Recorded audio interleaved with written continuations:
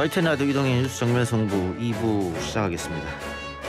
리셋이란 단어의 정의를 찾아보면요, 시스템의 일부가 과열 현상을 일으켜 동작이 이상하게 되었을 때 전체나 일부를 초기 상태로 되돌리는 일, 이렇게 정의할 수 있을 겁니다.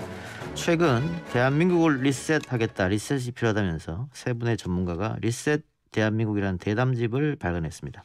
오늘 그 세 분 스튜디오에 모시고 대한민국의 현재와 미래에 대한 이야기 나눠봅니다. 김세현 국민의힘 전 의원, 박용진 더불어민주당 의원, 경제학자 우석훈 박사 나왔습니다. 어서 오십시오. 안녕하세요. 네, 안녕하세요. 자, 우 박사님은 진보 경제학자로 원래 유명하신 분이고, 우리 김세현 전 의원은 개혁 보수의 상징이랄까요? 예. 박용진 의원은 우리 진보 정당 하시다 민주당으로 오셔서 민주당의 차세대 리더? 그나마 제가 좀 설명이 좋네요. 반갑습니다. 본인이 그렇게 말하고 다닌다 그래서. 자기 홍보 자기가 해야죠. 세 분 조합이 뭐 어울리는 것 같기도 하고 좀 이상한 것 같기도 한데 어떻게 만나게 되셨는지요? 그 출판사 기획이에요. 그 출판사에서 캐스팅을 했는데 예. 처음에는 좀 전문가 위주로 하려고 했는데 예. 그거보다는 좀 젊은 정치인 중에서 진보 보수 이렇게 서로 만나지 않는 사람들이 모여서 어려운 얘기를 놓고 안 싸우고 이렇게 마무리하는 모습을 보여주면 좋겠다. 그 젊은 거 키워드, 그 다음에 서로 상대 진영끼리 만나는 거. 예. 그렇게 하다 보니까 이제 요 조합이 나왔습니다. 제목이 리셋 대한민국인데 뭐 리셋할 부분이 상당히 많은데 어떤 분야를 중점적으로 이야기를 나누셨어요? 사실상 전 분야에 걸친 동시 리셋이 필요하다고 저는 생각을 하는데 이게 현실적으로 쉬운 일은 아니고요. 예. 그래서 저희가 대담 과정에서 분야별로 하나씩 짚어봤습니다만 아무튼 지금 총체적으로 리셋이 필요하다고는 생각하고 있습니다. 총체적으로 리셋이 필요하다. 근데 일단 원내에 있는 분은 지금 박용진 의원 한 분이니까 가장 총체적으로 문제 있는 건 정치권 아닙니까? 격렬하게 뜯어고치고 싶죠. 진짜. 네. 그 안에 있으면서도 마찬가지고요. 예. 오죽하면 우리 김세현 의원님은 나 이제 불출마한다 이러면서 그 본인 몸담고 있는 정당에 대해서 아주 진짜 격렬한 표현을 동원해서 이렇게 비판하셨잖아요. 예. 근데 실제로 더불어민주당의 경우도 그 야당 시절에 지금의 국민의힘이 겪고 있는 정치적 혼란과 그러니까 거의 이렇게 무중력 상태 이런 경우를 저희도 겪었었거든요. 예. 그래서 제가 대변인 2년 하는 동안에 당대표를 9명 모셨으니까 예. 거의 혼란기가 그런 혼란이 또 없죠. 그런데 이게 다 정치권이 미래에 대한 얘기를 한다거나 그리고 차세대 그리고 우리 청년들에 대한 준비에 대해서 대응을 한다거나 이런 방식보다는 그야말로 하루하루 매일매일 단타매매 아침에 회의에서 그걸로 먹고 살고 그날 상대편 공격하는 걸로 하루의 정치가 거의 끝나고 이렇게 되는 것들이었으니까요. 이걸 제도를 바꾸든 문화를 바꾸든 사람을 바꾸든 하여간 격렬하게 바꿔야 된다는 데는 100% 공감합니다. 근데 국민의힘은 어쨌든 김세현 의원이 비판한 것처럼 그런 문제점을 드러내서 총선 때 국민들한테 심판받았다. 그럼 민주당은 대승을 거뒀는데 지금부터 분위기는 또 그렇지 않거든요. 네. 그런 부분에 있어서도 두 분이 나름 생각이 있겠습니다만 정치권에서도 해야 할 여러 가지 일들 중에 하나가 이 갈등을 조절하는 능력 있어야 되는데 지금 보면은 오히려 매일 정치권은 갈등을 또 조장하는 것 같아요. 지난번 국회에 계셨으니까 동물국회랑까지 말 나왔는데 이번 국회는 그러면 지난번 국회랑 다를까? 또 그것도 아닐 거라고 많은 국민들이 생각할 거란 말이죠. 그 갈등 조정할 수 있는 능력이랄까요? 그게 사라진 이유라고 할까요? 어디에 있다고 보세요? 갈등을 조절하는 능력이 사라졌다고 보기보다는 저는 지금의 정치권의 주류를 이루는 세력들이 그런 능력 자체를 갖춰본 적이 없는 것 같습니다. 그래서 빨리 그 다음 세대로 주도권이 넘어가야 될 이유 중에 핵심적인 부분이 바로 공존하면서 타협할 수 있는 그런 세대가 정치 중심으로 들어와야 지금과 같은 정치로부터 국민들이 받는 스트레스가 좀 덜어지는 환경이 될 것 같고요. 지금 그대로 공천 때 소위 물갈이를 좀 한다고 해서 바뀔 수 있는 게 아니라는 점은 이미 입증이 된 것 같습니다. 예. 근데 기득권을 놓는다는 게 쉬운 게 아니니까요. 오 박사님도 민주연구원에 잠깐 몸담고 있지 않으셨나요? 잠깐은 아니고 길게 있었습니다. 길게. 그럼 정치권과 나름 소통이 있었을 거 아닙니까? 그 나름의 어떤 답답함이나 이런 걸 느끼셨나요, 당시에? 답답하긴 한데 이 책 말미에 제가 이제 두 분하고 얘기를 하다가 내린 결론인데 정치가 이상한 건 맞는데 그래도 변호인들보다는 낫다고 생각을 했거든요. 법조인들. 그러면서 제 친구들 중에서 똑같은 얘기를 많이 해요. 정치인들은 다 좀 이상한 사람들인데 예. 그래서 제가 그랬어요. 아니 근데 니들은 돈을 누가 내야 움직이지 않냐. 근데 변호사도 그렇잖아요. 그 의뢰를 받아야 움직이는데 정치인들은 돈 안 받아도 움직이거든요. 그러니까 TV에 보이는 거는 매일 싸우는 것만 보이지만 그 뒤에 또 다른 법을 만들기 위해서거나 해결하기 위해서 묵묵히 또 움직이는 사람들도 있거든요. 예. 그래서 그거는 좀 정치가 갖는 좋은 덕목인 것 같아요. 어쨌든 돈 주지 않아도 필요하면 움직일 수 있는 한국의 마지막 사람들이기 때문에 예.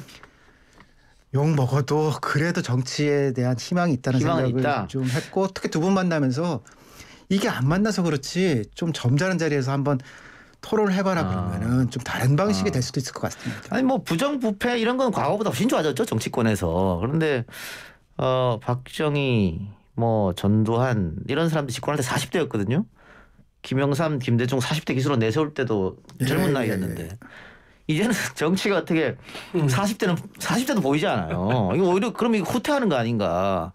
뭐 젊음이라고 해서 무조건 정치를 잘하는 건 아니지만 외국 사람에 비춰보면 우리는 젊은 정치인들이 너무 없다. 지금 두 분도 사실은 뭐 정치권에 계셨습니다만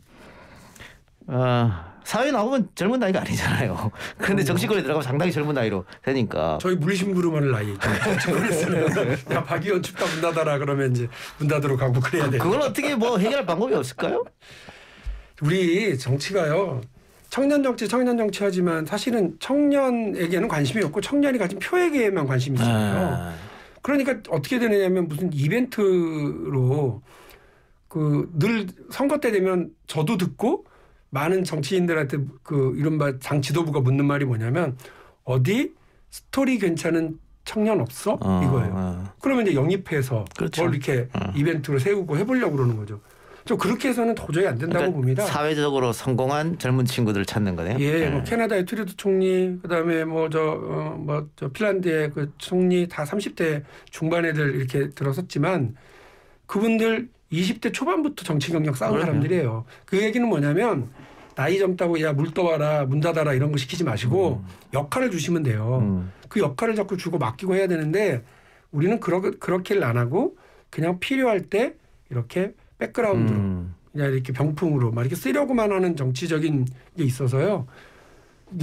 이런 걸 빨리 바꾸기 위해서는 사실은 정당의 책임성을 강화하는 것을 하기 위해서 정당 정치 내부부터 달라져야 되는데요. 참 먼 얘기죠. 그렇게 생각을 하면. 뭐 클린턴도 30대 때 주지사 했으니까. 네. 근데 민주당보다는 국민의힘이 조금 더 국민들이 느끼기엔 노세 이미지가 좀 더 있는 것 같아요. 예, 아무래도 주류에서 가지고 있는 생각이 이제 지금 국민의힘은 이제 김종인 위원장님이 이끄는 비대위 체제에서는 좀 다른 모습을 확연히 보이고 있는데 그 앞에 여러 이 행태를 보면은 좀 70년대 세계를 살고 있는 듯이 보이는 측면들이 있었고 반면에 이제 지금의 여당인 민주당은 80년대를 사는 것 같은 그런 그 느낌을 많이 주기 때문에 국민들하고는 공감이 잘 안 되는 부분이 큰 것 같고요. 그래서 이 청년 세대가 체계적으로 정치권에서 자리를 잡고 역할을 맡지 못하는 이것을 기존 정당의 이런 인재 재생산 구조가 아예 존재하지 않는 기존 정당에 맡겨서는 답이 안 나올 것 같고요. 뭐 안 된다면은 뭐 시민들이 직접 정치인으로 이렇게 들어갈 수 있는 인재들을 자체 양성하는 어떤 새로운 시도가 필요하지 않나 이런 생각도 하고 있습니다. 그러니까 뭐 민주당에서 대학생부터 시작해서 차근차근 올라가서 국회 나온 사람은 지금 장경태 의원 정도밖에 없고 나머지는 여야 떠나서 다 스펙 좋은 뭐 화려한 혹은 어디서 성공한 벤처로 성공한 이런 분들만 젊은으로 섭외를 하니까 그런 좀 문제가 있다. 두 분의 같은 말씀인 것 같고요. 근데 뭐 청년 정치인들이 안 나타난다 그런 것도 문제겠습니다만 청년 자체가 요즘에 너무 어렵다. 이 대담집에서도 그 청년에 대한 이야기가 하도록 많이 나오고 있는 것 같아요. 역시 뭐 청년이 언제나 안 어려웠냐 하지만은 지금의 청년들은 정말 너무 힘들다. 그러니까 과거의 청년들은 그래도 희망이라도 있었는데 지금 과연 희망이라도 있겠네요. 청년들이. 그런 얘기가 좀 있는 것 같아요. 그러니까 저는 뭐 세대 지체라는 표현을 쓰는데 사실 지금 여기 있는 두 분도 30대 초중반의 나이였거든요. 제가 이제 그 저자로서 저도 88만 원 세대생 30대였어요. 그러니까 네. 30대 때 제가 썼던 저한테 그때도 저한테 그러더라고요. 너 늦었다. 공지영은 몇 살에 했고 누군 몇 살에 했고 그래서 다 20대 때 이렇게 했는데 너는 지금 뭐하니. 근데 그리고 나서 그 눈으로 제가 지금 보면은 문화 영역 이를테면 유명한 감독들도 다 20대 30대 때 치고 나왔거든요. 근데 지금 TV 드라마의 메인 배우들이 그 늙지 않는 40대 남자 배우들 있잖아요. 예. 그 사람들이 로맨스 대상이고 여성들도 마찬가지거든요. 근데 20대 초반 중반에 배우들이 힘을 못 써요. 그러니까 그 사람들이 마케팅이 없는 거예요. 특히 라디오 같은 노래 들어보면은 90년대 노래 주로 많이 나와요. 제가 이제 YTN 주말에 듣잖아요. 그러면 뭐 뉴스 조금 나오고 노래 나오는데 다 90년대거든요. 속으로 생각하죠. 국장님이 고르시는구나.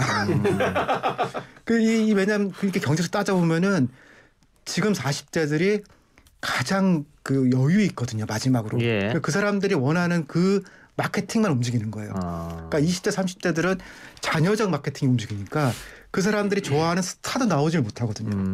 그러니까 그 사람들 돈을 쓰면은 50대 60대가 챙겨가는 구조니까 이 막힌 데를 뚫어야 되는데 그게 지금 아무데도 안 돼요. 모든 것에 대해서 소외됐다. 지금 청년들이. 그렇게 봐도 될까요 그러면? 유일하게 스포츠에서 된 건데 아니 그 외에는 지금 다 배우들도 그렇고 가수들도 그렇고 그러고 보니까 제가 이 팟캐스트 시장에 뛰어든 지가 10년 됐는데 그때 1등 하던 사람들이 지금도 1등 합니다. 그렇죠. 10년이나 지났는데 청년들이 아무도 안 나왔어요. 그것도 마찬가지인 것 같아요. 마찬가지예요. 그러니까 90년대 학번이라고 학번 얘기 죄송합니다만 그 사람들이 가진 그나마도 그게 그 지금 50대에 비하면 떨어지는데 그 정도의 갖춘 소득이 30대는 20대는 없어요. 그러니까 20대 30대한테 맞춰봐야 안 팔리니까 그 얘기를 안 하고 그 사람한테 주인공이 못 되는 거거든요. 자 그러면 여기서 어떤 얘기를 했을 거 아닙니까? 어떻게 리셋하자 이제. 사실 뭐 90년대 학번님 말씀하셨습니다만 IMF라는 것도 있긴 했습니다만은 그때도 사실 그런 얘기 했거든요. 386이 다 해먹고 우리는 더 이상 먹을 게 없다. 이런 얘기를 하긴 했었는데 어떻게 보세요? 이게 이런 문제들을 구조적으로 해결할 수 있는 문제를 뭐 정부의 도움, 국가의 지원 이런 것만 바라봐야 되는지. 출판사 쪽에서 약간 가끔 이렇게 대담할 때마다 꼭 책 제목을 얘기하라고 그래서 말씀을 드리는데 리셋 대한민국이라는 대담집에서 저희가 이렇게 말씀을 나눌 때 제가 드렸던 말씀은 그거였어요. 우리 청년 세대들이 이 미래를 계획하고 준비할 수 있는 그런 뒷받침을 해줘야 되는 것도 되게 중요한데 또 하나는 좀 솔직해질 필요가 있다. 그 이른바 평생 직장, 좋은 직장 이거 이제 공무원들하고 공기업 아주 일부 이외에는 이제 없는 거예요. 그런 직장은 사라진 거예요. 그러면 평생을 살면서 한 뭐 적어도 3번, 4번 정도는 직장을 바꿀 수 있고 한 번에 여러 개의 직업을 가질 수도 있고 잡이 여러 개인 거죠. 그러니까 하나는 직업이라고 얘기하고 나머지는 알바라고도 할 수 있는 그런 직업 형태들을 이미 나타났고 또 뭐 두세 개 정도를 하는 정도는 뭐 기본적인 청년들의 삶이에요. 근데 그분들한테 이거 되게 질 낮은 일자리야 뭐 이렇게 얘기할 게 아니고 그 일자리를 가지고도 충분하게 삶을 꾸려나갈 수 있도록 지금 하다가 흐지부지 사라져 버렸는데 하도 야당에서 공격해서 그런가 봐요. 그 소득주도 성장이라고 하는 게 다시 말하면 임금주도 성장이 아니겠어요. 그러니까 충분하게 그 본인의 노력을 통해서 노동을 통해서 그걸 가지고서 삶을 꾸려나갈 수 있고 또 결혼해서 부부가 서로 노력을 하면 한 10년, 15년 정도 저축과 투자를 통해서 자기 자산을 형성해 나갈 수 있는 그래야 아이를 낳고 뭐 이렇게 계획을 세울 텐데 그거 자체가 지금 안 되고 있으니까 우리 사회가 전체적으로 복지 체계를 갖추는 거, 그다음에 자산을 형성시킬 수 있는 체계를 갖추는 거, 여기로 가야지 자꾸 좋은 일자리를 만들겠습니다. 무슨 일자리 몇십만 개를 만들겠습니다. 라고 하는 방식으로 숫자도 하는 방식으로만 정치가 얘기하고 기성세대가 얘기하는 건 저는 거짓말에 거짓말을 계속 낳는 거 아니겠느냐 이런 생각이에요. 지금 우리 산업 구조의 방향이라든지 경제 질서의 방향이라든지 이런 게 그렇게 안 가고 있는데. 자, 김원님. 예, 오늘 그 발표된 통계에 취업자 수가 또 47만 명 또 줄었다는 게 있던데요. 그러니까 이게 일자리가 줄어드는 게 일시적인 현상인지 아니면 구조적인 원인인지는 뭐 그 하나하나 좀 봐야 되겠습니다만 기본적으로 과거와 같이 그 열심히 그 대학까지 공부해서 취업을 하는 이런 20세기 모델이 이미 깨지기 시작한 지가 한참이 되었는데 자꾸 그 지금의 의사결정하는 사람들은 자기 젊을 때 생각을 하면서 그 일자리를 만들겠다 이런 발상으로 접근하니까 이게 현실과 이 처방이 맞지 않으면서 이제 괴리가 오는 것 같고요. 그래서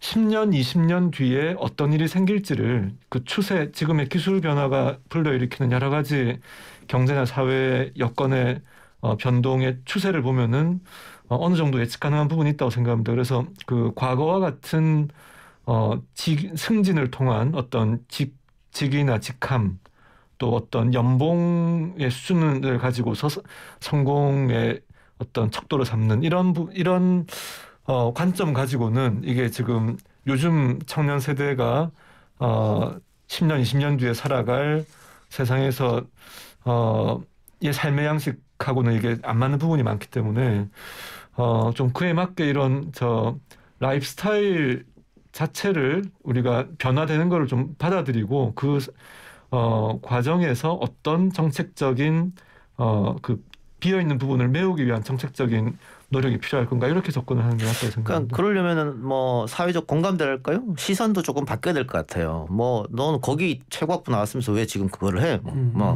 그게 돈이 돼? 뭐 미래는 어떻게 할 거야? 이런 식으로 가다 보면 지금 세상은 변했는데도 뒤처진다는 거잖아요.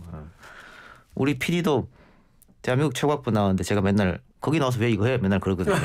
이제 그런 말을 하지 말자. 네. 근데 김 전 의원님 같은 경우에는 조금 더 와닿는다 그럴까요? 청년 문제가 지역구가 이제 부산이니까 제2도시였잖아요.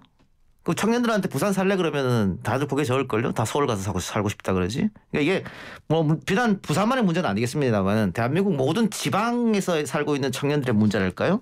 지역에서 더 이상 먹고 살 게 없다. 그래서 다 서울공학 때문에 그러면 어떻게 할 것이냐.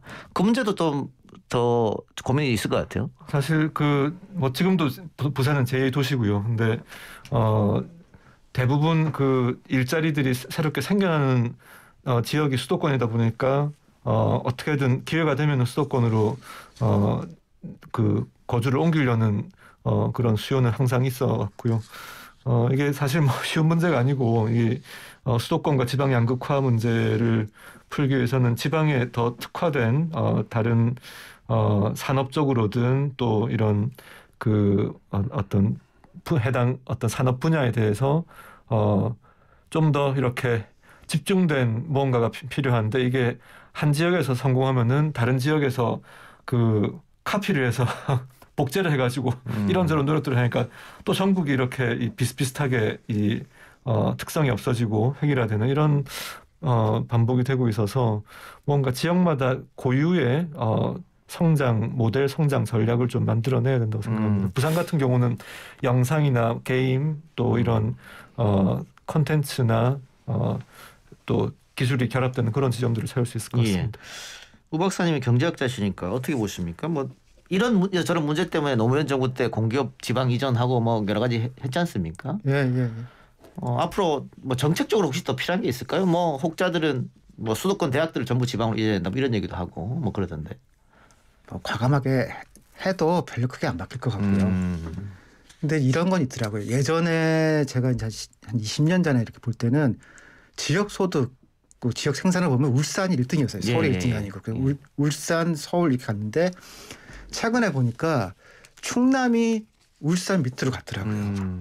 그리고 그 밑에 이제 예전에 뒤에서 3등하는 도시는 98년이나 96년이나 2000 지금이랑 똑같아요. 그러니까 이게 특별히 더 못 산 건 아니고 이 수치를 보면은 근데 충남이 올라간 거는 그러니까 행정수도 이전 등 여러 가지 효과가 그렇게 막 하다 보니까 아주 효과가 없지는 않더라고요. 그러니까 이게 뭔가 좀 더 내보내고 그다음에 뭐 해야 되는 거는 저도 동의를 하는데 지금까지는 도시를 만들고는 토건적 방식이었거든요. 예. 아니 그럼 그 돈을 그냥 그 새로운 혁신 도시를 만들어 쓰지 말고 혁신적 인간에게 썼으면은 건물에 쓰면 몇 천억이었을 텐데 한 사람한테는 몇 억씩 갔을 거 아니에요. 그 차라리 그럼 지역에서 그런 거 한다는 사람한테 한 5억씩 주면은 더 높지 않았을까라고 요즘은 좀 생각이 바뀌었어요. 그래서 도로 놓고 그럴 돈을 아예 사람한테 5억이든 10억이든 제가 청년이잖아요. 그럼 네가 이 지역에서 뭘 만든다 그러면 너 10억 줄게 그러면은 그러면 생각이 바뀔 것 같거든요. 그래서 좀 이게 바꿔서 확실한. 차라리 그냥 혁신적 인간한테 줘라 그 돈을 혁신 도시에 주지 말고 그래서 그런 건 한번 발상을 바꿔볼 필요가 있을 것 같아요. 네, 청년 얘기를 하고 있습니다만 최근에 다른 모든 세대가 분노를 했습니다만 특히 청년 세대가 이 LH 사태에 대해서 분노를 한 것 같아요. 분노 안 하면 이상하죠. 그렇죠? 그리고 촛불도 나왔고 지금 수치가 보니까 한 20-30명 나왔는데 기자들이 저한테 물어봐요. 이게 많이 나오지 않은 거 아니냐. 근데 지난번 그 동계올림픽 때 그때 남북 단일체 만든다고 할 때도 청년들이 촛불 집회를 했거든요. 예. 그때도 조금 했는데 지지율이 뭐 10몇 프로가 출렁거렸거든요. 예. 그러니까 이거는 촛불이 나왔다 안 나왔다가 중요한 거지. 나왔다는 거는 이미 청년의 뭐 20%에서 30%는 자기 표를 바꿀 정도로 지금 생각을 바꾼 거거든요. 그건 큰 일이죠. 상당한 분노인데 이게 뭐 비단 문재인 정부에 있었던 일은 아니고 그전 정부에 다 있었고 이게 문재인 정부 터진 건데 그렇다고 해서 문재인 정부의 책임이 아닌 건 아니니까 문재인 정부 책임을 볼 수 있으니까 정부 여당도 심각하게 보고는 있는데 이거 그러면 어떻게 달랠 것인가 이 부분이잖아요. 대책이라든가 방안이라든가. 이런 때 이른바 원발에 오줌 누는 식으로 있잖아요. 호들갑만 떨고 그냥 그 표피적인 대책만 해보고 끝나버리면 두고두고 큰일입니다. 그러니까 청년들이 그렇게 될 것 같다고 지금 생각하고 있는 것 같아요. 그래, 아니 그러니까요. 그래서 드리는 말씀이라 제가 어저께도 그 정무위원회 회의를 하면서 국무조정실장한테 장관한테 뭐라고 그랬느냐. 아니 거기 국토부 지금 왜 가 있냐. 거기 국토부 빨리 빼라. 국토부가 들어가서 그래야 실무적으로 잘 된다. 실무적으로는 지원 받으시고 국토부가 조사의 주체가 되는 것 자체가 이게 웃긴 거 아니냐. 그 말 끝나고 오늘 아침에 경찰에서 국토부 압수수색했더구만요. 그러니까 압수수색을 당해야 되는 수사의 대상이 조사의 주체가 되어 있는 거를 국민들이 뭐라고 그러겠어요. 그러니까 실무적으로는 국토부가 좀 서포트를 하고 전체 합동조사단의 그 뒤를 봐준다 하더라도 이게 주체로 들어가 있는 것 자체가 우리 국민들 볼 때는 이게 또 이러다가 그냥 대충 마무리 지려고 하나 보다 이렇게 생각하실 수밖에 없거든요. 그러니까 저는 어쨌든 누가 수사를 잘하냐, 검찰이 잘하냐, 특검이 잘하냐, 경찰이 잘하냐 이거 가지고 다툴 상황이 아니고요. 일벌백계를 위한 발본색원을 위한 노력을 하는 거, 그리고 공직자윤리법 개정하는 거, 이해충돌방지법 제정하는 거, 이게 지금 동시다발적으로 같이 들어가야 되는 상황이라는 거를 다시 말씀을 드리고요. 여기서 우리 김세현 의원님 옆에 계시지만 우리 둘이 뭘 하면 금방 잘 될 것 같은데 이번에 겨우 가까스로 전수조사 국회의원 전수조사 합의됐잖아요. 근데 그것도 처음에 보면 여기서 전수조사 하자. 그래 못할 거 없다. 같이 하자. 니네부터 해봐라. 이러면서 한 며칠 흘러가잖아요. 이러는 도중에 국민들이 정치인들을 볼 때는 저 양반들은 또 저렇게 해서 시간 보내고 날 새는구나. 이러니까요. 아마 제가 볼 때는 국회의원 전수조사를 수사기관에게 맡기고 혹은 감사원에 맡기고 이렇게 해서 보면 아마 피하간에 여러 명 아마 이름이 나올 거라고 저는 봅니다. 이거를 오히려 우리 사회, 공직사회 전체가 새롭게 출발하는 계기로 삼겠다고 마음 먹고요. 아예 싹 도론의 각오로 이번 문제에 대해서 적극적으로 나서지 않으면 국민적 신뢰도 얻지 못할 거라고 봅니다. 알겠습니다. 자, 아까 우리가 세상이 좀 바뀌어간다 이런 얘기를 했고 코로나19 때문에 청년들의 삶이 더 어려워질 수도 있습니다. 그리고 또 코로나19 이후 시대는 또 어떻게 우리가 준비할 것이냐. 또 4차 산업혁명 시대고 기계와 기술이 더 발전할 테고 그때는 일자리와 경제 문제는 어떻게 될 것인가. 그래서 최근에 뭐 이 주요 키워드가 코로나19 이후에 기본소득이 될 것이다 이런 얘기도 있고 이재명 지사가 제일 먼저 주창하고 가장 많은 이야기를 하고 있는 것 같은데 당내에서도 반대 목소리가 있고 김세현 전 의원도 이재명 표 기본소득에 대해서 크게 비판했던 것 같아요. 예, 기본소득 자체에 대해서 비판한 게 아니라 오히려 저는 기본소득에 대해서 도입이 필요하다고 주장하고 있는데 예. 이재명 지사께서 내놓은 안은 너무 기본소득이라고 하기에는 좀 부족한 안을 억지로 기본소득이라고 이름을 붙였기 때문에 거기에 대해서 비판을 한 거고요. 세계 최초 기본소득 시행이라는 타이틀이 중요한 게 아니라 실제로 기본소득의 그 시행과 함께 국민들의 삶이 좀 다른 차원에서 이 경제적 기본권 차원에서 이제 소득 보장이 될 수 있는 이런 접근이 필요하다고 본 거고 이제 다만 제가 보수 정당에 몸담고 있는 입장에서 원래 기본소득은 막대한 재원을 수반하기 때문에 이것을 처음부터 전면적으로 다 이렇게 목표를 하는 수준까지 도달하기는 어렵고요. 그래서 마이너스 소득세 그러니까 좀 더 재원을 효율적으로 쓸 수 있는 대안적 접근과 결합해서 하이브리드 형태의 기본소득 방안을 그거는 저 혼자의 아이디어가 아니라 기본 모임이라는 저희 연구 모임에서 만든 안을 제안하고 있습니다. 그러면 큰 틀에서는 뭐 김종인 비대위원장도 기본소득에 대해서는 찬성하는 듯한 입장이고요. 뭐 이재명 지사도 방법론에서는 다르지만 어쨌든 하자는 이야기고 김세현 전 의원도 찬성이고.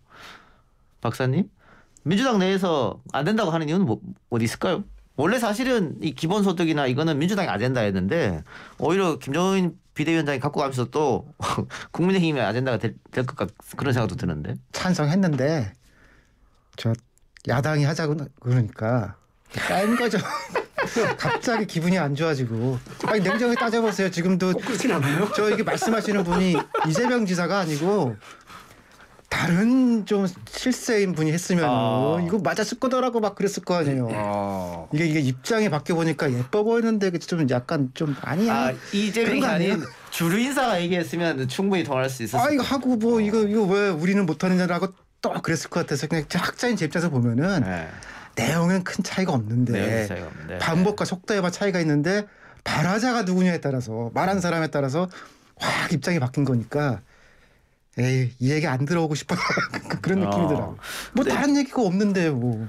2012년 대선 때 경제 민주화로 이런 표현 써도 되는지 모르겠습니다만 국민의힘이 좀 재미를 좀 보지 않으셨나요?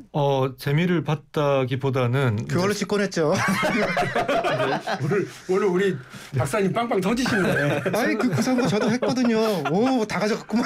그러니까 그것도 민주당에서 먼저 한 것 같은데 어쨌든 2012년 총선 대선 때 저희 공약의 1번이 경제민주화였고요. 이제 2번, 3번이 복지하고 일자리가 왔다 갔다 했는데 그때 이제 경제민주화 실천 모임에 간사를 하다가 제가 뒤에 대표까지 했는데 실제로 전현직 의원 모임이던 경실모에서 뼈대 역할을 했던 법안들을 10여 개를 이제 발의를 했었고 이제 그게 기본이 돼서 마지막에 채택까지 됐고요. 핵심적인 부분은 그때 빠졌지만 그래도 지금 행위 규제를 비롯해서 여러 가지 이 경제민주화 조치들은 그때 상당 부분 이뤘다고 잡아보고 알겠습니다. 의원님. 우리 정치에서요.